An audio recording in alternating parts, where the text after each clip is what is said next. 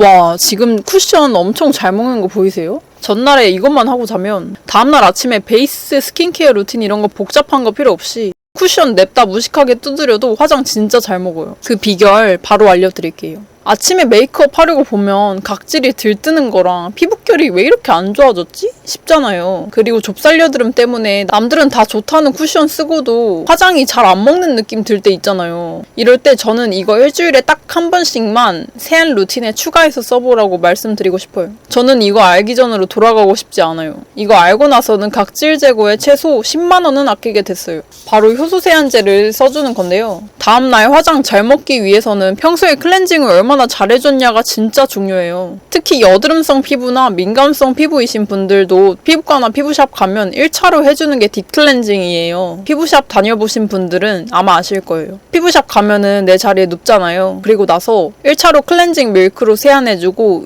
2차로 뭘 발라주고 5분 뒀다가 다시 닦아주는데 그게 바로 이 효소 세안제입니다. 근데 내가 집에서 직접 하려니까 생각보다 가루도 잘 안 녹고 일반적인 클렌징 제품처럼 광고를 하니까 그냥 폼 클렌징 대신에 쓰는 거품 나는 가루 아니야? 하셨던 분들이 있으실 텐데요. 이 제품은 제대로 쓰시는 분들만 진짜 효과 봅니다. 잘못된 방법으로 사용하면 오히려 피부가 따갑고 뒤집어질 수도 있어요. 그래서 오늘은 제가 각질 인생템인 이 효소 세안제를 제대로 사용하는 방법과 제가 잘 쓰고 있는 이 효소 세안제 최저가 링크까지 효소 세안제의 모든 것을 싹 다 정리해서 알려드릴게요. 이 영상 하나로 효소 세안제의 모든 것을 끝낸다고 생각하시면 되고요. 오늘 알려드린 거 그대로 써보시면 앞으로 각질 제거에 돈 몇십만 원 진짜 아낄 수 있으니까 보는 거에서 끝내지 마시고 꼭 영상 반복해서 보시면서 따라해보세요. 그럼 시작하겠습니다. 우리가 흔히 쓰는 각질 제품들 스크럽제랑 필링제 이런 거 다 문질러서 벗겨내는 거잖아요. 각질을. 이런 피부에 자극을 주는 직접적인 각질 제거제는 시간이 지날수록 피부에 부담을 줘요. 근데 효소 세안제는 반대예요. 여기에 들어있는 단백질 분해 효소가 딱 묵은 각질만 녹여서 정리해줘요. 효소 파우더 거품을 얼굴에 발라주기만 하면 피부 표면에 죽은 각질, 피지랑 노폐물을 부드럽게 녹여서 제거하는 방식이기 때문에 사용하고 나면 피부결이 진짜 매끈해지고 다른 스크럽 제제에 비해서 자극이 거의 없어요. 그래서 여드름성이나 민감성 피부에 피부샵에서도 딥클렌징 용도로 부담 없이 사용할 수 있는 거예요. 만약 내가 화장할 때 각질 때문에 베이스가 들떠서 고민이시거나 각질 제거는 해야 되는데 내 피부가 민감성 피부여서 고민을 하고 계신 분들, 블랙헤드랑 모공 청소 고민 있으신 분들은 특히 하면 할수록 내 트러블 위에 각질이 점점 떨어져 나가는 것을 느끼실 거예요. 그래서 이런 분들은 특히 추천드립니다.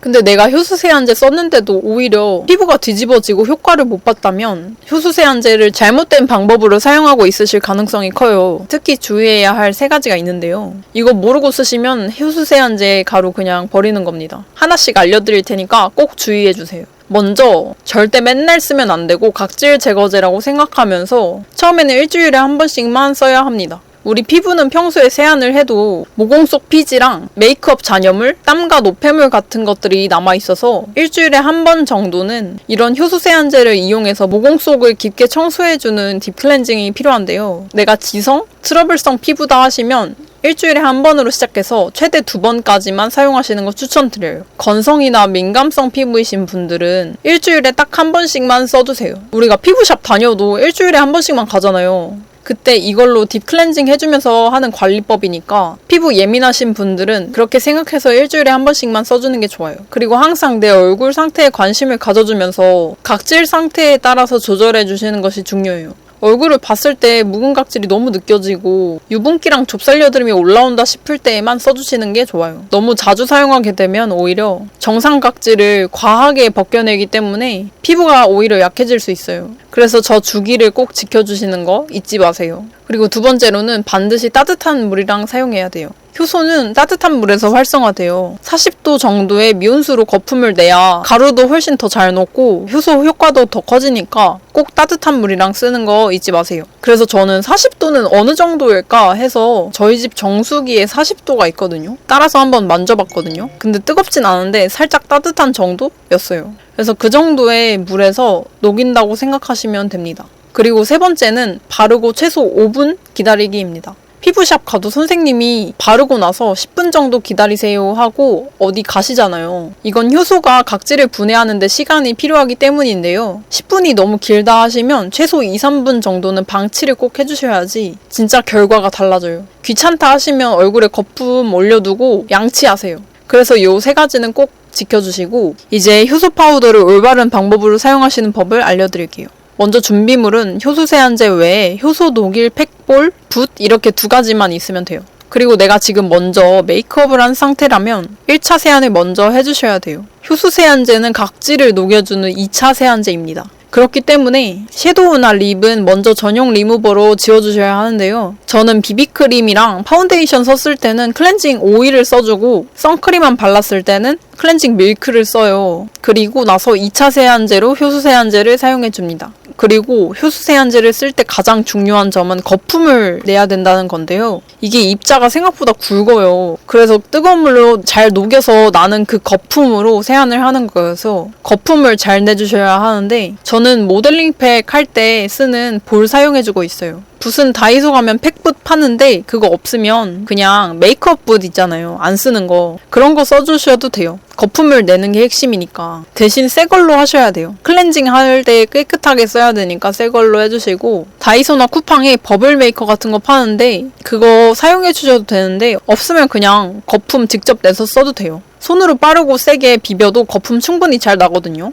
근데 손으로 하면 거품 만드는 과정에서 좀 흐르거나 파우더가 줄줄줄 새더라고요. 그래서 저는 그냥 볼에 담아서 하는 거 추천드릴게요. 한 번에 할 때 효소 파우더를 아몬드 한 알 크기 정도로 넣어줘요. 그리고 따뜻한 물을 넣어서 거품을 치는데요. 물 양은 붓에 물 묻혀서 붓으로 한두 방울씩 털어가면서 조절해주시면 돼요. 그리고 이제 거품을 내면 되는데 진짜 머랭 치듯이 세게 해줘야 거품이 잘 나요. 그리고 거품 난 거를 눈가를 피해서 얼굴 전체에 발라요. 손 대신에 붓으로 하면 좋은 점이 내 얼굴에 압력을 가하지 않으면서 골고루 바를 수 있다는 점이에요. 그리고 뜨끈한 손보다 붓으로 하는 게 좀 더 잘 발리는 느낌 들어요. 그리고 내가 얼굴에 상처가 있으면 당연히 그 부위는 피해주시는 게 좋아요. 다 발랐으면 5분 정도 방치해줘요. 저는 여기까지 해주고 양치를 합니다. 그리고 효소가 어느 정도 얼굴에 흡수되었으면 헹구기 전에 특히 유분기가 많은 T존이랑 턱에 호드 모양 부위 있잖아요. 그 부위 위주로 부드럽게 롤링해줘요.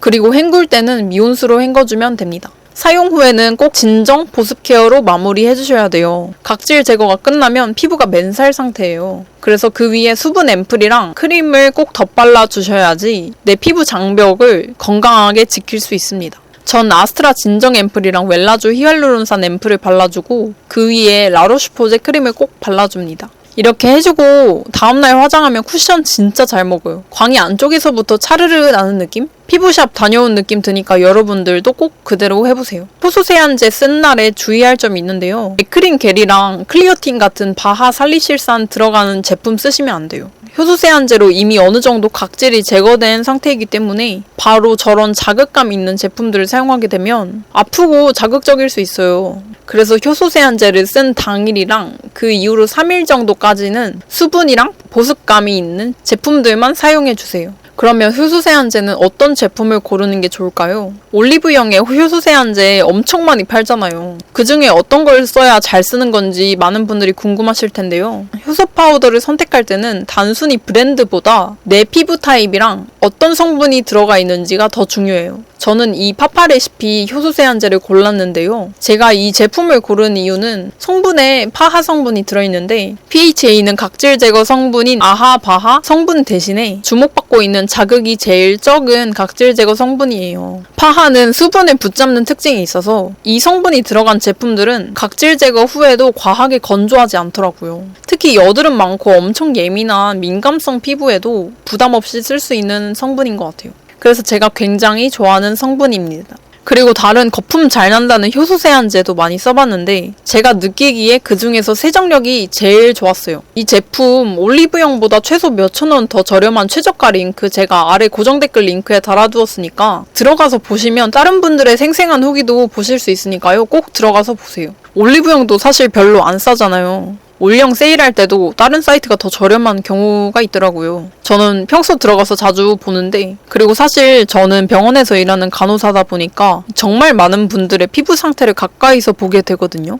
피부가 얇아지신 분들이랑 자극으로 트러블 올라오신 분들, 그리고 약물이랑 치료 때문에 피부가 민감해지신 분들까지 진짜 다양해요. 그래서인지 스킨케어 제품 고를 때도 성분 하나하나 자극이 있는지, 회복력 같은 거 이런 거를 자연스럽게 더 따지게 되더라고요. 피부는 생각보다 섬세하고 예민해서 자극 없이 잘 지우는 것부터가 진짜 중요해요. 조금만 자극을 줘도 장벽이 무너지거나 트러블로 이어지기 쉬운데 이 효소 세안제는 그런 걱정을 줄여준 제품이에요. 저는 이걸 쓰면서 처음으로 피부가 조용히 좋아진다는 느낌을 받았어요. 간호사로서 그리고 피부가 예민했던 사람으로서 정말 추천하고 싶은 제품이에요. 막 화려하게 제품을 바꾸는 게 아니라 기초부터 피부를 편안하게 만들어주는 루틴이 필요하셨던 분들께 딱 맞을 거예요. 여러분들도 오늘 제가 알려드리는 방법 지켜서 꼭 한번 경험해보셨으면 좋겠어요. 피부는 생각보다 이런 작은 변화에 반응하거든요. 그리고 앞으로도 이런 정보 많이 드릴 테니까요. 오늘 영상이 도움이 되셨다면 좋아요와 구독 부탁드려요. 오늘은 여기까지 하겠습니다. 안녕!